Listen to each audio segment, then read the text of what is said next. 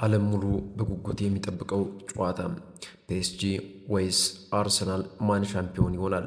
የ2025/26 የውድድር ዓመት የአውሮፓ ሻምፒዮንስ ሊግ የፍጻሜ ጨዋታ ዛሬ ምሽት በፒኤስጂ እና አርሰናል መካከል ይደረጋል።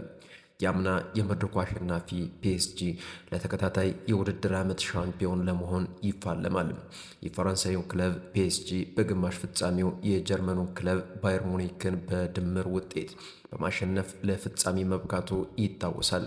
ፒኤስጂ በውድድር ዓመቱ እስካሁን ድረስ 44 ግቦችን ተጋጣሚዎች ላይ ያስቆጠረ ሲሆን በዚህም በርካታ ግቦችን በማስቆጠር ቀዳሚው ክለብ ሆኗል።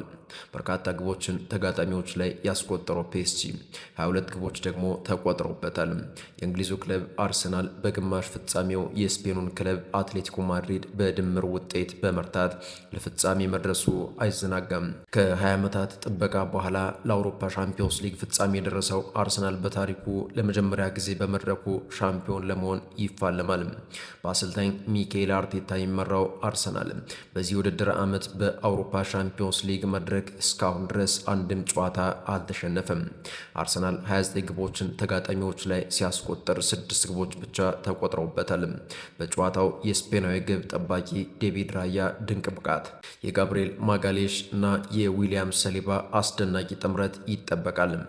ጠንካራው የአርሰናል የተከላካይ ክፍል አስፈሪ ፊት መስመር ጥምረት ያለውን የፒኤስጂ ማጥቃት እንቅስቃሴ ለማስቆም በጨዋታው ትልቅ የቤት ስራ ይጠብቋል ተብሏል። ጨዋታው በሃንጋሪ ቡዳፔስት ፑሽካሽ አሬና ስቴዲየም ምሽት 1 ሰዓት ላይ ይደረጋል።